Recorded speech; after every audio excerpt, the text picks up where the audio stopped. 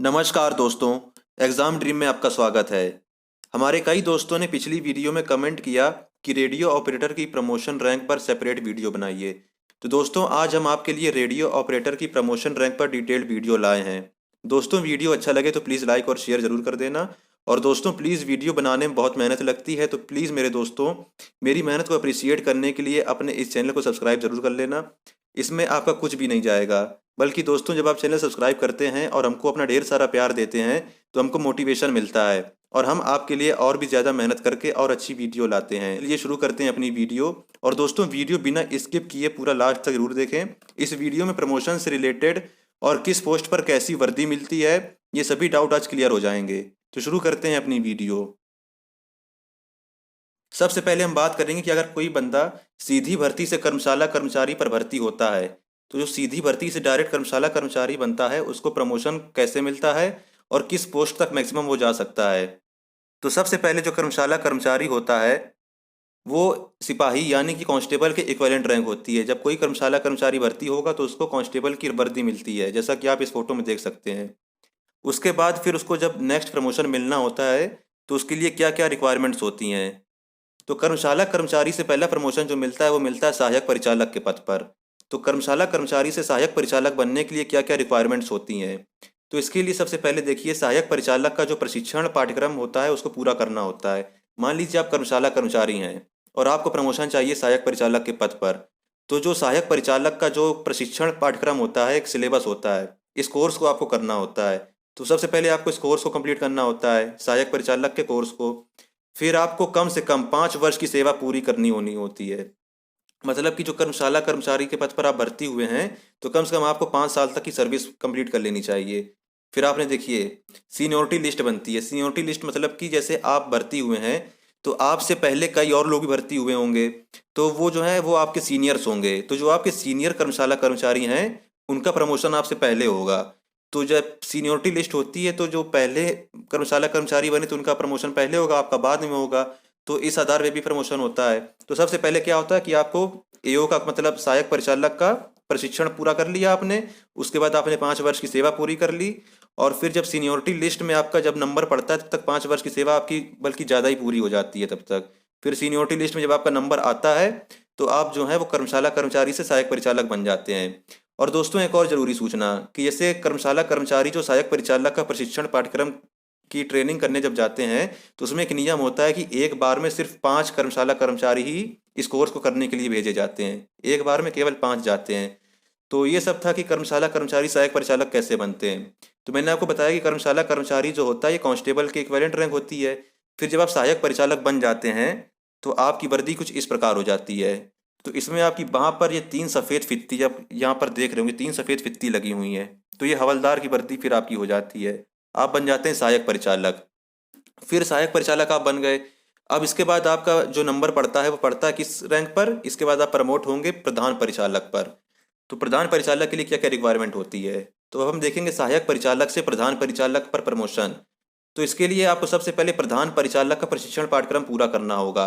इस वक्त आप मान लीजिए सहायक परिचालक बन चुके हैं, फिर आपको प्रधान परिचालक बनना है तो आपको अब प्रधान परिचालक का जो प्रशिक्षण पाठ्यक्रम होता है उसको पूरा करना होता है। और आपको अपनी पूरी 8 वर्ष की सेवा पूरी करनी होती है। 8 वर्ष की सेवा पूरी कर ली और इसके अलावा सीनियोरिटी लिस्ट होती है कि आपसे पहले के जो सहायक परिचालक भर्ती हुए हैं या आपसे पहले के जो सहायक परिचालक प्रमोट हुए हैं वो जो है वो पहले प्रधान परिचालक बनेंगे। और जब आपका नंबर आएगा तो आप बनेंगे। मान लीजिए आपका नंबर है 5वां और आपके पीछे कितने लोग हुए, 4 हुए, तो पहले वो 4 लोग प्रधान परिचालक बनेंगे एक बार में जब प्रमोशन होगा। फिर जब नेक्स्ट प्रमोशन लिस्ट आएगी तो फिर उसमें आपका नाम आएगा। तो ये होता है सीनियोरिटी लिस्ट। सीनियर मतलब कि आपसे पहले लाभ उठाते हैं। तो सहायक परिचालक से आप बन गए प्रधान परिचालक।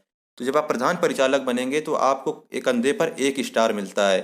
और लोग पूछते हैं कि इसमें कैप कैसी मिलती है, तो इसमें मिलती है बैरेट कैप। इसमें दोस्तों मिलती तो बैरेट कैप है, पर मैं देखता हूँ कि कई जो प्रधान परिचालक हैं वो शौक शौक में क्या करते हैं कि अपने सिर पर पीक कैप भी पहन लेते हैं। तो उसमें कोई कुछ टोकता नहीं है। वैसे नियम होता है बैरेट कैप पहनने का, पर शौक शौक में कई प्रधान परिचालक पीक कैप भी पहन लेते हैं। फिर आप प्रधान परिचालक बन गए तो आपका जो कर्मशाला कर्मचारी का मैक्सिमम प्रमोशन होता है दोस्तों वो प्रधान परिचालक तक ही हो पाता है, रिटायरमेंट तक। क्योंकि आप देख रहे हैं इसमें सीनियोरिटी लिस्ट भी होती है, आपसे पहले कई सीनियर होते हैं। तो वो सीनियर्स का पहले प्रमोशन होता है, तब जाकर कहीं आपका नंबर पड़ता है। तो थोड़ा सा ऐसे टाइम जो है वो बढ़ता जाता है, तो आपको जो रिटायरमेंट तक आपकी जो प्रमोशन होती है वो प्रधान परिचालक तक ही पहुंच पाती है।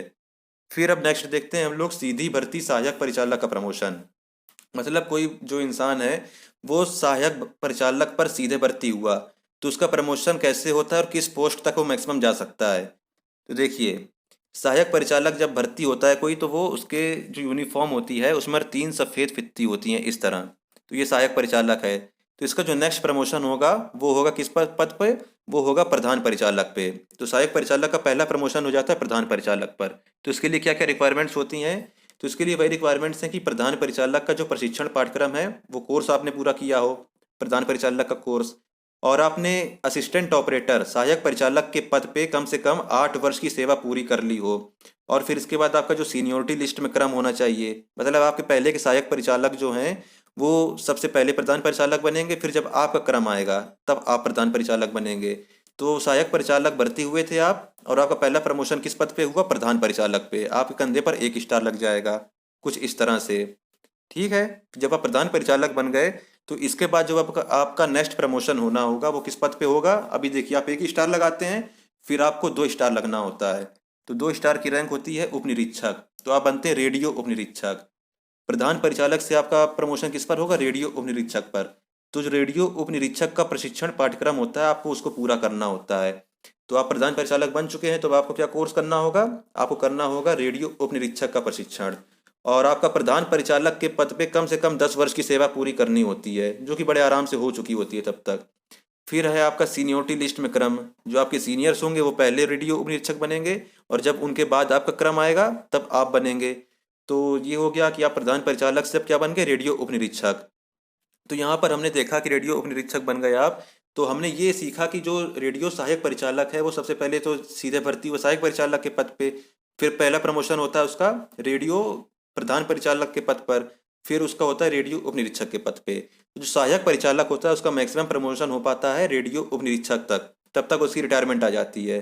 तो आप रिटायरमेंट तक रेडियो उप निरीक्षक बन जाते हैं, आपके कंधे पर 2 स्टार, सिर पे पीक कैप होती है। फिर अब हम नेक्स्ट देखते हैं सीधी भर्ती प्रधान परिचालक का प्रमोशन। प्रधान परिचालक के पद पर जब आप सीधे भर्ती होते हैं सीधी भर्ती से, तो आप मैक्सिमम किस पद तक प्रमोट हो पाते हैं? तो जो आपका पहला प्रमोशन होता है वो किस पद पे होता है, और फाइनल प्रमोशन आप रिटायरमेंट तक किस पद पर पहुंच पाते हैं? तो आप प्रधान परिचालक जब भर्ती होते हैं तो आपके कंधे पर होता है 1 स्टार। फिर जब आपको पहला प्रमोशन लेना होता है तो वो होता है आपका रेडियो उप निरीक्षक के पद पे। तो सबसे पहले देखते हैं कि प्रधान परिचालक से रेडियो उप निरीक्षक बनने के लिए क्या क्या रिक्वायरमेंट्स होनी चाहिए। तो रेडियो उप निरीक्षक का प्रशिक्षण पाठ्यक्रम पूरा करना होता है आपको, और कम से कम 10 वर्ष की सेवा पूरी करनी होती है। और उसके बाद आपका सीनियोरिटी लिस्ट में भी क्रम में नाम होना चाहिए। तो आपके पहले के जो सीनियर्स हैं वो पहले रेडियो उप निरीक्षक बन जाते हैं। तो सबसे पहले आपका जो प्रमोशन होता है प्रधान परिचालक से वो होता है रेडियो उप निरीक्षक के पद पे। फिर आप बन जाते हैं रेडियो उप निरीक्षक, आपके कंधे पर होते हैं 2 स्टार, और आपकी सिर पर पीक कैप होती है। फिर उसके बाद जब आपका नेक्स्ट प्रमोशन होना होता है, तो नेक्स्ट प्रमोशन आपका होता है रेडियो उप निरीक्षक से रेडियो निरीक्षक के पद पर। फिर हम देखते हैं रेडियो उप निरीक्षक से रेडियो निरीक्षक के पद पर प्रमोशन पाने के लिए क्या क्या रिक्वायरमेंट्स होती हैं। तो रेडियो निरीक्षक का प्रशिक्षण पाठ्यक्रम पूरा किया हो, तो आपको रेडियो निरीक्षक का जो प्रशिक्षण पाठ्यक्रम होता है उस कोर्स को आपको पूरा करना होता है, और आपकी कम से कम 10 वर्ष की सेवा जो है वो पूरी करनी होती है, और सीनियोरिटी लिस्ट में आपका क्रम होना चाहिए। मतलब आपके जो सीनियर्स होंगे वो पहले रेडियो निरीक्षक बनेंगे और उनके बाद आपका नंबर पड़ेगा। तो उसके बाद आप बन जाते हैं रेडियो निरीक्षक। तो जो मैक्सिमम प्रमोशन होता है प्रधान परिचालक का वो होता है रेडियो निरीक्षक के पद पर। एग्जैक्ट कितने सालों में प्रमोशन होगा, मतलब आप किसी भी पोस्ट पर हो तो आपका एग्जैक्ट कितने सालों में प्रमोशन होता है? देखिए, एग्जैक्ट कितने साल में प्रमोशन होगा ये बता पाना मुश्किल होता है, क्योंकि प्रमोशन जो है वो डिपेंड करता है कई फैक्टर्स पर। जैसे कि आपसे पहले कितने लोग भर्ती हुए हैं, मतलब आपसे सीनियर लोग कितने हैं, क्योंकि सीनियर लोग जो है वो पहले आपसे प्रमोट होंगे। और कितने लोगों ने आपसे पहले प्रमोशन पाने के लिए प्रशिक्षण पाठ्यक्रम पूरा कर लिया है। जैसे वो प्रशिक्षण पाठ्यक्रम जो पूरा करना होता है उसमें एक बार में 5 लोग भेजे जाते हैं, तो आपसे पहले कितने लोगों ने उस पाठ्यक्रम को पूरा कर लिया है। तो ये सब फैक्टर्स जो हैं ये डिपेंड करता है कि आपको कितना टाइम लगेगा प्रमोशन पाने के लिए। तो एग्जैक्ट टाइम बता पाना थोड़ा मुश्किल होता है। नेक्स्ट है कि क्या डीएसपी और डीएसपी से ऊपर के पदों तक प्रमोशन मिलता है।